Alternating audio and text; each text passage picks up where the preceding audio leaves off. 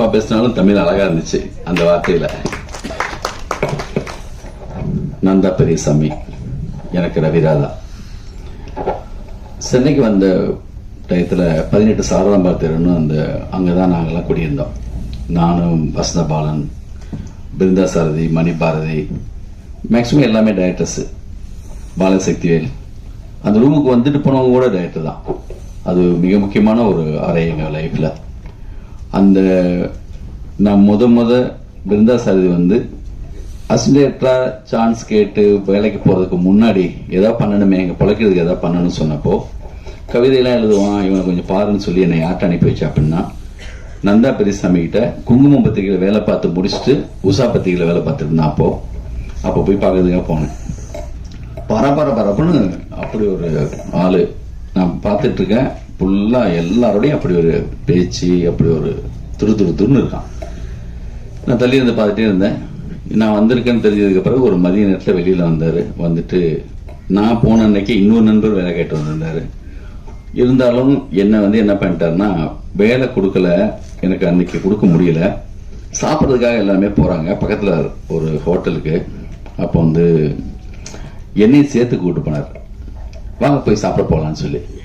அன்னைக்கு போட்ட ஒரு சாப்பாடு இருக்குல்ல, நான் கூடவே நிக்கிறேன் எல்லாம் சொல்றது காரணம்னா, எந்த எதிர்பார்ப்பு இல்லாம அது சென்னையில ஒரு நண்பன் முத பார்த்தப்ப கூட்டு போய் போட்ட அந்த சாப்பாடு இருக்குல்ல, அந்த நன்றி லைஃப் லாங் எனக்கு எப்பயுமே அது இருக்கும். அது மட்டும் இல்ல, பத்திரிகையில் இருந்தனால அவர் கொஞ்சம் எல்லா பக்கமும் நிறைய சம்பாதிப்பாரு, நிறைய அப்போ வேலை பார்த்துட்டு இருந்தாரு. நாங்கெல்லாம் சும்மா இருந்தோம். அப்போ எங்களெல்லாம் கூட்டு போயிட்டு நான் ஆனந்தம் கதை பண்ணும்போது என் கூட டிஸ்கஷனுக்காக அவங்க அக்கா வீட்டில் மதுரையில் 48 நாள் ஒரு விரதம் மாதிரி அந்த ஒரு அறையில் உட்காந்து அந்த கதை பண்ணி அதை புக்கா பைண்ட் பண்ணி எனக்கு கூடவே இருந்து எழுதி கொடுத்து என் கூடவே இருந்தவர். அப்போ ஒரு சிலருக்கு பருத்தி வீரன் மாதிரி முதல் படத்திலே அமீர் சார் மாதிரி அப்படி பெருசாடி வந்துருவாங்க, விக்ரமன் சார் மாதிரி புது வசந்தம், எனக்கு ஆனந்தம் மாதிரி. இப்போ மைனா பட டைரக்டருக்கு பார்த்தா ஒரு 5-6 படம் தேவைப்படுது. சமுத்திரகனி சாருக்கு 2-3 படம் தேவைப்படுது நாடோடிகள் எடுக்கிறதுக்கு. ஆனா அந்த முயற்சி விடாம தொடர்ந்து ஓடிட்டே இருக்கிறது இல்ல, இது அப்படி இப்படி இப்படின்னு சொல்லிட்டு நல்லா சொல்லுவான். எனக்கு என்னன்னா, முதல்ல அசிஸ்டன்டா இருந்தப்பெல்லாம் நான் நல்ல கதை சொல்லும் போது என்ன பயமுறுத்துவான். நல்ல கதை சொல்றவங்கள எடுக்க மாட்டாங்க, எனக்கு பதட்டமா இருக்கும். அதே மாதிரி ஒரு நல்ல இடத்துல போய் அசிஸ்டன்டா சேர்ந்ததுக்கு பிறகு ஒரு பெரிய கம்பெனில சேர்ந்தான். அப்ப ரூம் வருவான், வந்துட்டு சொல்லுவான், நீங்களும் ரூம் உள்ள பேசுவீங்க, நாங்க ரூம் போட்டு பேசுவோம் அப்படின்பா. நீங்க பார்க்ல தான் உட்காந்து பேசுவீங்க, அந்த தீப் பார்க்லயே ரூம் போட்டிருக்கேன்னு சொல்லுவான்.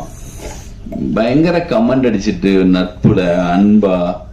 இங்க இந்த சென்னை வந்த புதுசுல யாரோ என்னென்னமோ முயற்சிகள் இருந்துகிட்டே இருக்கும். ஒரு சிலருக்கு உடனே அமைஞ்சிருது, ஒரு சிலருக்கு அந்த தவிப்புல ஒரு காலகட்டம் எடுத்துக்குது. அவனுக்கு நடக்க வேண்டிய எனக்கு ஆனந்தத்தில் நிகழ்ந்தது, நாடோடிகள்ல சமுத்திரகனி சாருக்கு நடந்தது, பருத்தி வீரன்ல அமீர் சாருக்கு நிகழ்ந்தது அவனுக்கு இந்த படத்தில் நிகழ்ந்துருச்சு.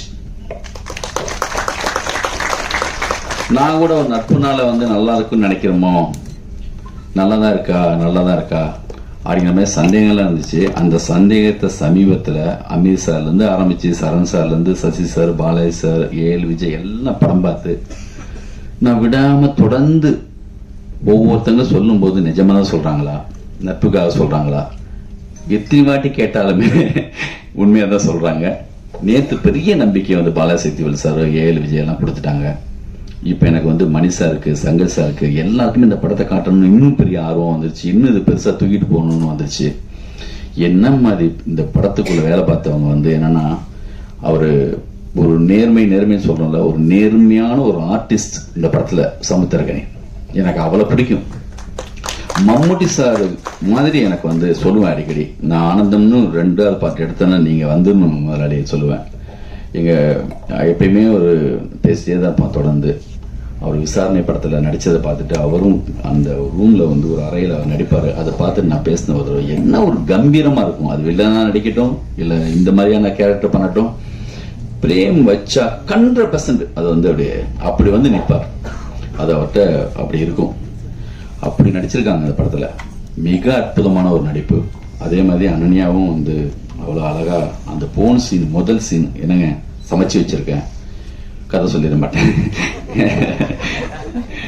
அப்படின்னு சொல்லி அம்மா வந்து அழகா பேசிட்டீங்கம்மா, ரொம்ப இன்னசென்டா ரொம்ப அற்புதமா இருந்துச்சுமா. நீங்க தான் தொடக்கம், ரொம்ப அழகா இருந்துச்சு, ரொம்ப அற்புதமா பேசுனீங்க.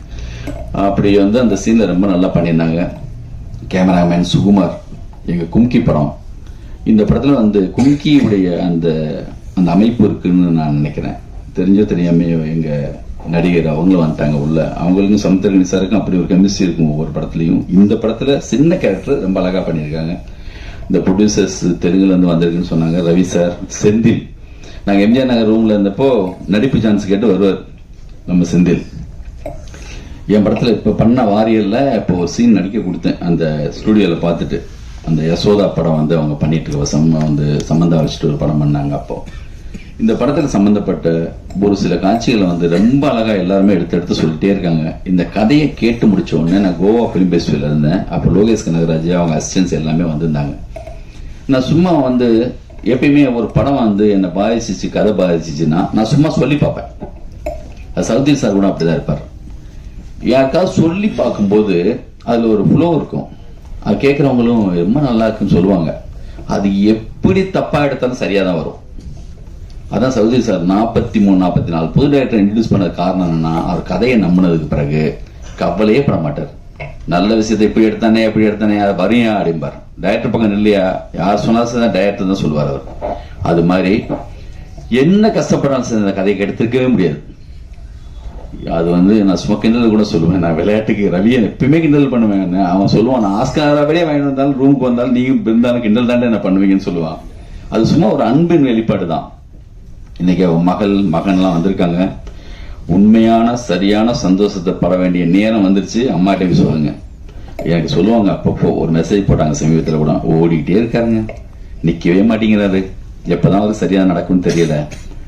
வந்து சிந்தனைலாம் கதை பேசுறதுல கதை பண்றதுல எல்லாம் அந்த நாலேஜ் பயங்கரமா இருக்கும். இந்தியில ஒரு கதை கொடுத்து மிகப்பெரிய கதை ஒண்ணு கொடுத்தான் அந்த ஹிந்திக்கு கூட. அதனால வந்து மிக சரியான நேரத்தில் வந்து சேர்ந்துருவாங்க மட்டும் தெரியும். இந்த படத்துல நம்மளால என்ன பண்ண முடியும் அப்படிங்கிறப்போ எத்தனையோ படம் ரிலீஸ் பண்ணோம். நம்மளுக்கு இடையில எவ்வளவோ ஏத்த இறக்கங்கள் பிரச்சனைகள் இருந்தாலும் இந்த படத்துக்குள்ள இருக்கணும் அப்படின்ட்டு மாஸ்டர் பீஸ் இந்த படத்தை ரிலீஸ் பண்ணது வெங்கடேஷ் சார், அவர் தான் கூட இருக்காரு. சமீபத்தில் அது வந்து முக்கியமான 2-3 படங்கள் ரிலீஸ் பண்ணாங்க. இந்த படம் மிக முக்கியமான படமா இருக்கும். எனக்கு ஆனந்த மாதிரி மிக அற்புதமான ஒரு விஷால் சந்திரசேகர் அவ்வளவு அற்புதமா மியூசிக் பண்ணியிருக்காங்க. இந்த படத்தை பார்த்துட்டு பாராட்டின என்னுடைய எல்லா சக இயக்குநர்களுக்கும் நன்றி. இன்னும் இந்த படத்தை எவ்வளவு தூரத்துக்கு அழகாக கொண்டு சேர்க்க முடியுமோ அப்படி கொண்டு சேர்ப்போம். நீங்க எல்லாம் இருக்கீங்க, உங்களிலிருந்து வந்த ஒரு ஆள் அவன். நீங்க கண்டிப்பா இங்க இருக்கிற ஒவ்வொருத்தங்களும் வந்து உங்களோட தான் அவன் சுத்திட்டு இருந்தான், அவங்களுக்கு எல்லாருக்குமே தெரியும். அதனால மிக அழகா இந்த படத்துல பாடல் எழுதின சினேகன், இது வரைக்கும் நான் ரொம்ப பிடிக்கும் அவரை. அவருடைய ஒவ்வொரு வரையும் ஒவ்வொருத்தரையும் சொல்லிட்டே இருப்பேன். இது வரைக்கும் என் படத்துல அமையல, கண்டிப்பா கூப்பிடுவேன். கண்டிப்பா என் படத்துல அடுத்த படத்துல கண்டிப்பா எழுதிடலாம். அதே மாதிரி இளங்கோ சமீபத்துல மிக மிக முக்கியமான படம் பொன்னியின் செல்வன். அந்த படத்துல எழுதுறதுக்கு ஒரு பெரிய நான் எவ்வளவு பெரிய டீம் அதுல உட்காந்து ஒரு படத்தை ஒர்க் பண்றதுங்கிறது பெரிய விஷயம். அவரும் மிக அற்புதமான ஒரு பாட்டு எழுதியிருக்காரு. ரிவான் சார், சுசில் சார் பெரிய சப்போர்ட் இப்போ எங்களுக்கு இந்த படத்துல அடுத்தடுத்த படங்கள் பண்றதுக்கு மிகப்பெரிய சப்போர்ட். எங்க பிரதர் மாதிரி அவரும் எங்களோட இருக்காங்க. இந்த படத்துல ஒரு குட்டி குழந்தைங்க, 2 பசங்க. எல்லாமே எல்லாருக்கும் யாருக்கு ஏதாவது விட்டு இருந்தா மன்னிச்சுக்கோங்க. எல்லாருக்கும் வாழ்த்துக்கள். மிக பெருசா வரும். இந்த அமீர் சாருக்கு, நம்ம சமுத்திரகார் சாருக்கெல்லாம் டைரக்டரா என்னெல்லாம் பேர் கிடைச்சதோ அந்த மாதிரியான பேர் உனக்கும் இந்த படத்து மூலமா கிடைக்கணும். எனக்கு ஆனந்தம் மூலமா கிடைச்ச அந்த பேரெல்லாம் உனக்கு கிடைக்கணும். அதுக்காக முழுக்க முழுக்க உங்க கூடவே இருப்போம், லைஃப் லாங் இருப்போம்னு சொல்லிட்டு நன்றி, வணக்கம்.